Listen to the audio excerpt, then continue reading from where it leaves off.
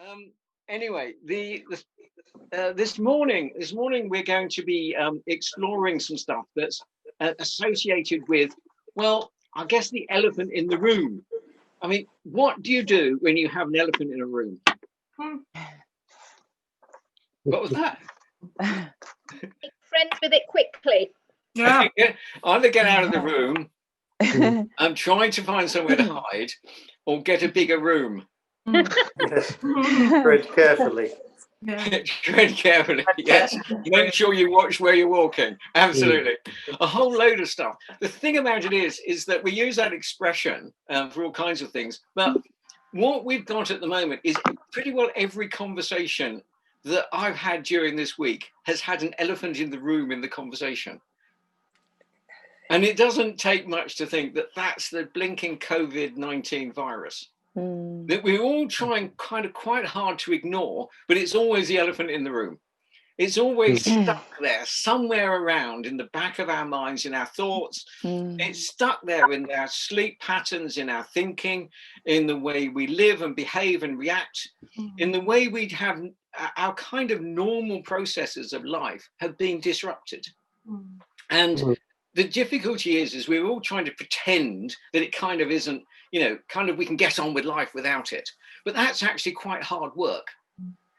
And it's also quite hard work if we keep talking about COVID-19, because we don't want to do that. But what struck me would be, wouldn't it be great if we could actually have a look at some things that happened where God engaged in similar situations?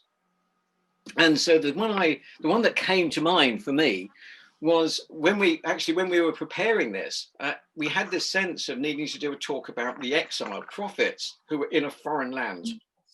Prophets who were where they were not normally functioning, but in a space they didn't recognize. And at the time we thought about that, we were not in our second lockdown. We didn't even know it was coming.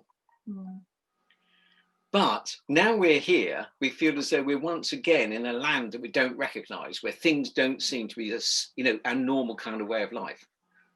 And actually, that's where the prophets were placed.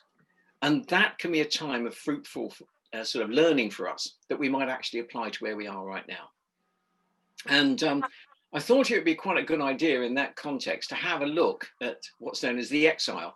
Now, I know that I always found the exile completely confusing and I had no clue what it was about and didn't really know where it was and what was going on. So I thought we'd have a 2 or 3 minute background on 500 years worth of Israeli history, if that would be helpful for people. So I'm going to share a screen with you. And for those that know this stuff already, I apologize because it's not going to catch all the exciting things you think you might want to catch. But I hopefully it will be interesting and useful for you. So I'm going to share a screen now, and hopefully you're going to be able to see this thing that just says living in a foreign land now. And this is the ancient Near East, which is roughly this area here, which is the area we all know of because it's in the news regularly. And in about between 1000 BC and about 500 BC, this area that's coloured in there was the centre really of the known economies of the world. That was the powerhouse for pretty well everything that went on. And the reason for it was that area there is known as the Fertile Crescent. And some of you may have heard of that before. It's where about 2,000-3,000 years BC and carrying on after that, they first started actually producing wheat crops out of grasses. Various forms of grains were being grown. And as a result of that, you had settled agriculture, which meant to say that if you planted stuff, you needed to stay where you were for long enough to be able to harvest it. Up until then, people have been going around beating each other up and hunting things. But when you've got the opportunity of being able to stop somewhere, plant stuff, see it grow, you want to stay there for long enough so that you can actually pick the stuff and eat it. Otherwise, it's a bit pointless, really.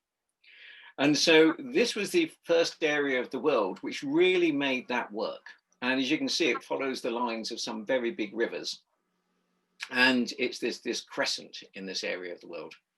And what was very noticeable about that time was that this area of the world became the center of activity and became the center of a lot of trade routes.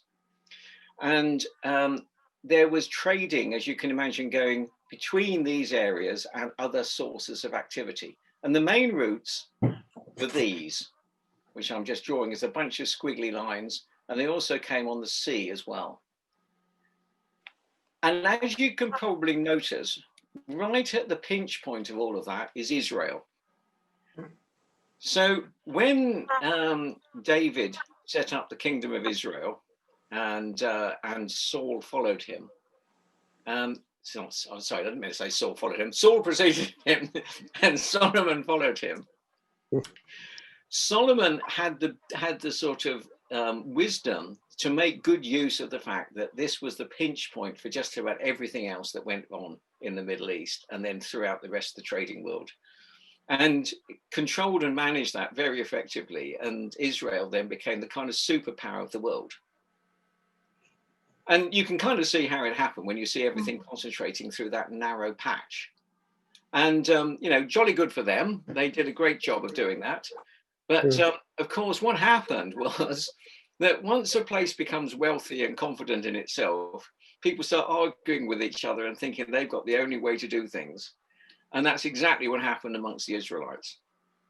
So they spent the next 400 years arguing with each other and fighting internally, rather than doing what God called them to do, which was to bring his goodness and love and use that incredible infrastructure of all of those trade routes to spread his goodness and authority and wisdom throughout the world. Wouldn't that have been great if they'd managed to do that? But sadly, you know, what happened, what we know about, because it went on for quite a long time and was fairly grim. And what happened was the kingdoms of Israel split into two. There was the northern lot and the southern lot. And well, the northern lot were what became known as Israel. And they kept on really messing up with various kings who kept on leaving God behind. And the big power became the area in the north of that picture, which was Assyria. And the Assyrians came along and invaded the northern part of Israel, which was centered on Samaria, you can see there, and kept on carting them off into exile. A lot of them went to the area around Nineveh, but a lot of them got spread around the sort of northern part of what is actually now modern day Iran and Iraq, and the northern part of Syria as well. And as a result, it just got spread out, and we never hear of them again. And that was in about 720 odd BC. And then about 120 years later, the Assyrians weren't doing so well. And this lot down here in what was called Persia and the Babylonian Empire, which is, you know, the modern day Iran and Iraq, again, it's coming from those two areas here. That area became the dominant power. And they started actually taking control of all of this Fertile Crescent right the way down into Egypt and attacked this southern area of what was left of the remaining bit of the Israelites, which was the two tribes of Judah, left worshipping God still around Jerusalem. And as you know, there were lots and lots of prophets that were saying, watch out, because you're going to get squished. Jeremiah was the one who was prominent amongst those. And eventually they got carted off into exile as well. And they went through this long 1,000-mile route from Judah all the way down to Babylon. And there was a big difference, though, between these two exiles. The first one, the people got spread out. In the second one, they went pretty well all to the same area. Mm-hmm. And the other big difference was, this time the prophets went with them. Mm. this time was significant because the prophets that were connecting them with God were helping them work out how they should be in a foreign land and how they should look towards their future. So I'm going to stop sharing that with you now and bring us all back together again. So I don't know how familiar all of that was to all of you. I suspect that some of you knew it already. But the key difference is that there was that prophetic intent there. And what happened was that there was one key prophet who was one of the first to be exiled, and that was Ezekiel. And he got carted off to that area in about, I'm just trying to remember exactly when it was now. I've got it written down here somewhere. In about 597 BC. And he was training to be a priest. And of course, that training came abruptly to an end when he got taken into exile because, you know, there's no temple anymore, nowhere to be a priest. So what were they going to do? He lost his job, he lost his income, he lost his role, but he lost everything about the world around him that was familiar. They lost their way of worshipping. They lost their way, excuse me, of connecting with God. And suddenly everything was different. And God decided to repurpose him. He gave him a new job and he said, right, you're going to be a prophet. Not easy, because I'm going to give you some challenging things to do in this new role. And one of the ones that he had to do, if you read Ezekiel, was he had ended up having to lay on his side for nearly just over a year to show a whole bunch of people that they'd been, you know, Israel, they'd been a load of toadies. And then he had to do the same on his other side, which sounds like a kind of pretty horrible exile to me. And the only concession he had was that he couldn't cook his bread over human feces. He could use animal dung. That would make him feel a lot better. I mean, that just sounds like a great, you know, reward. You know, I mean, fortunately, none of us are in that situation at the moment. And he had various scary visions from God. And one of which was seeing the temple being, you know, the Spirit of God leaving the temple in Jerusalem and departing. But one of his best known visions was that of the Valley of the Dry Bones. I'm sure you've all heard of that one. So I thought we'd have a look at that because that might speak to us a bit at the moment. Helen, would you like to read that to us? This is Ezekiel 37. Yes, Ezekiel 1 to something. 1 to 14. Yes, that would do. Thank you. Okay, Ezekiel 37, 1 to 14, the Valley of the Dry Bones. The hand of the Lord was upon me, and he brought me out by the Spirit of the Lord and set me in the middle of a valley. It was full of bones. He led me to and fro among them, and I saw a great many bones on the floor of the valley, bones that were very dry. He asked me, Son of man, can these bones live? I said, O sovereign Lord, you alone know. Then he said to me, prophesy to these bones and say to them, dry bones, hear the word of the Lord. This is what the sovereign Lord says to these bones. I will make breath enter you, and you will come to life. I will attach tendons to you, and make flesh come upon you, and cover you with skin. I will put breath in you, and you will come to life. Then you will know that I am the Lord. So I prophesied as I was commanded, and as I was prophesying, there was a noise, a rattling sound, and the bones came together, bone to bone. I looked, and tendons and flesh appeared on them, and skin covered them, but there was no breath in them. Then he said to me, prophesy to the breath. Prophesy, Son of Man, and say to it, this is what the sovereign Lord says. Come from the four winds, O breath, and breathe into these slain, that they may live. So I prophesied as he commanded me, and breath entered them. They came to life and stood up on their feet, a vast army. Then he said to me, Son of man, These bones are the whole house of Israel. They say, our bones are dried up, and our hope is gone. We are cut off. Therefore, prophesy and say to them, this is what the sovereign Lord says. O my people, I am going to open your graves and bring you up from them. I will bring you back to the land of Israel. Then you, my people, will know that I am the Lord, when I open your graves and bring you up from them. I will put my spirit in you, and you will live, and I will settle you in your own land. Then you will know that I, the Lord, have spoken, and I have done it, declares the Lord. Brilliant. Thanks, Helen. Well, there's all kinds of things you can read into that passage, and you'll be able to have a chance to have a quick conversation about that shortly.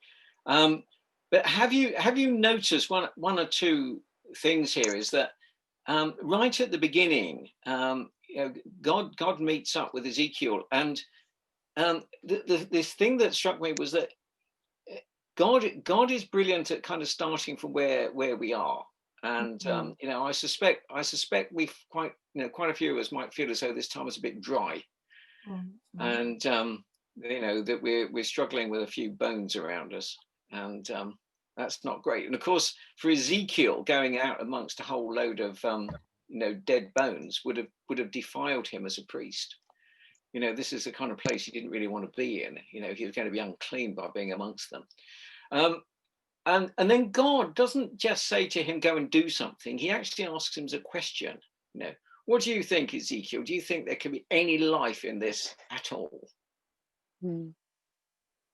And, I don't know about you, but I kind of love the honesty of this. And Ezekiel turns around and says, I haven't an idea. I haven't a clue. He just says, you alone, God, no. But actually, what he really means to say, why are you asking me? That's a dumb question to ask. How do I know? You couldn't say, you're God.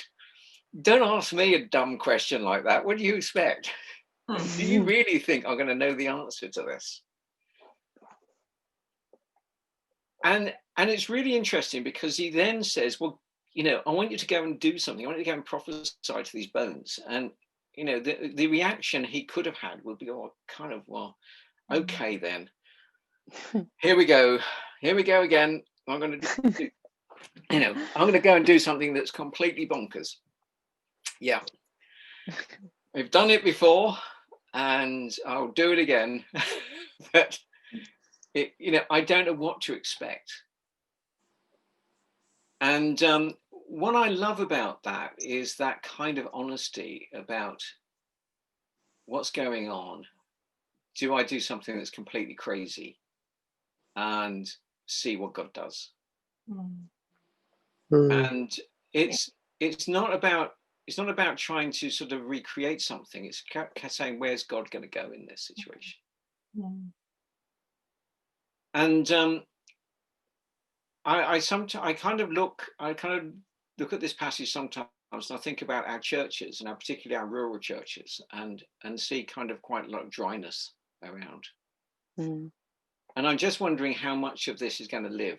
And I wonder in our nation at the moment, where we've been seeing sort of the kind of wearing down of what we think of as church as a focus, and for our kind of corporate life in our communities, it's largely disappeared. And actually we're left with the kind of dry bones of that sort of society connection. And maybe we're left with something else. And what have we been left with? And I don't know. What have we been left with? And when you think about what happened to Ezekiel, here was this sort of kind of thriving society of Israel that actually did all this kind of God stuff, but didn't do it terribly well. And actually they got absorbed into all of the other things they were doing. And then they get beaten up by somebody and taken to a place they don't recognize. Suddenly you've got a question about what do you keep and what's really valuable and what isn't valuable. Yeah. And then God gives them this crazy vision and just says, shall I just reassemble it just as it was? And it kind of gets reassembled physically and sort of put back together. And there's all kind of bits bolted back together again. And they've got stuff to make the arms and legs work. But kind of when you go into kind of connecting with God, and you go to some Christian activity, and you might all be physically there and all the bits are connected together, but is there life in it? Mm. And so what makes this truly alive? What is it that makes a difference? And then Ezekiel is saying, look, this is great, you know, there's a physical stuff here, but they, you know, kind of what happens, what's the meaning behind this? And then he says there isn't my breath in it. And then the breath of God, which is clearly the Holy Spirit, it's this ruach bit of God, which actually is a word that's almost impossible to translate from the Hebrew because we can't quite catch it. But it's the breath of God, it's the wind, it's the fire of the Spirit, it's the kind of essence of God. It's something that actually we can't really understand. But it's the breath of God comes here, and then suddenly there's this transformation. And this isn't just a case of putting some breath in it. It's like a kind of new birth. It's the spark of life, but it's also a resurrection experience. But there's a resurrection of something that is a vast army that actually is doing something that seems to be beyond anything it was doing before.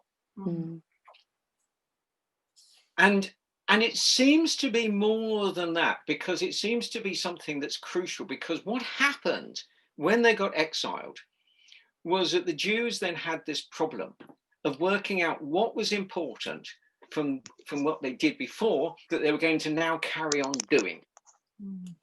What is it? What is the essence? What is the breath of our existing communities and life as Christians that we want to take into the new post-COVID world? What is the thing that's going to transform our society from now on? Are we simply going to go back and reassemble the old stuff and join all the, you know, the bits of the body back together again and say, haha, there it is, look, it looks like it was before? Because do you remember what happened when they rebuilt the temple? They went back into it and then they were all a bit fed up because it wasn't quite like what it was before. Yeah.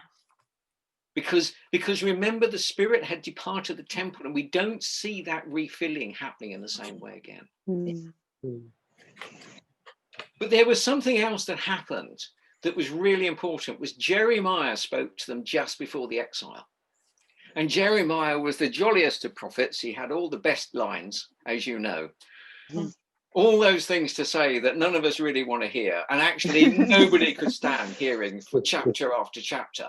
I must say, it does get a bit weary. There's the odd little glimmer of yumminess in there, which we all hang on to and say, here's a lovely phrase, and we've all got that on our walls. But it's in amongst a whole load of misery.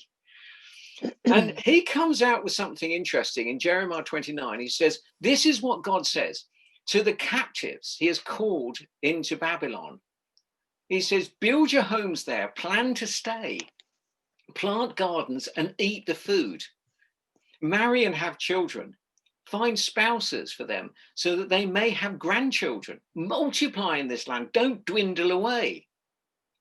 And work for the peace and prosperity of the city where I'm going to send you into exile. Pray to the Lord for its welfare will determine your welfare. Well, that's not great, is it? You know, I'm going to send you to a place you don't recognize. It's going to be horrible and miserable, and you're going to be in exile. And actually, when you get there, I want you to enjoy it. I want you to be part of it. I want you to bless it and be a blessing to it. I want you to bring God's hesed there. I want you to make it what the kingdom of God should look like here, even though he wasn't talking about the kingdom of God then. So that sets me a bit of a challenge. Because how can we use this time that seems grim, that all we're wanting to do is just think, how can I get through it and come out the other side? How can we make this time a place which we can bless and be a blessing on? How can we see what God is doing multiply now? So that actually, when we rebuild, we'll take what is best of the old and make it the foundation for the new. And also, how can we make it so that we come out of it with a new life that has got the breath of God in it? So I'm going to give you 10 minutes to go and have a chat about that and set you off into some breakout.